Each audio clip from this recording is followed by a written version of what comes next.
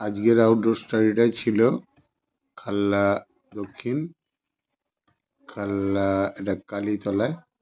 এখানে আজকে আমি আউটডোরে এসেছিলাম, আমার সাথে ছিল শ্রেয়শ্রী ছিল, বর্ষা ছিল।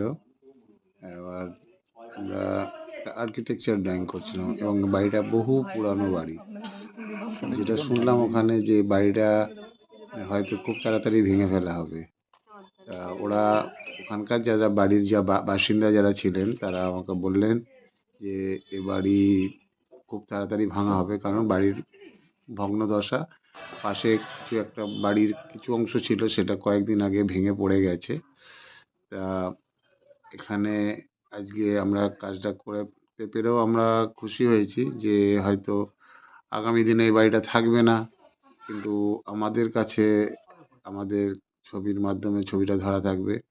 তা ওখানকার ওই পরিবারের লোকজন এসে আমার ওই আঁকা ছবি থেকে ওরা ছবি তুলে নিয়ে গেল এবং বলল এটা আমরা রেখে দেবো আমাদের কাছে বাঁধিয়ে।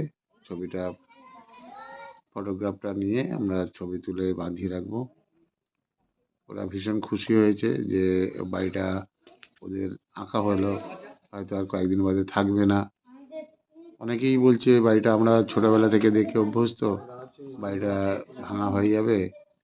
কিন্তু পুরানো যা জিনিস হয়তো রাখা যায়, সংরক্ষণ করা যায়, কিন্তু যা অবস্থা যে কোনো মুহূর্তে কোনো কিছু বিপদ ঘটতে পারে।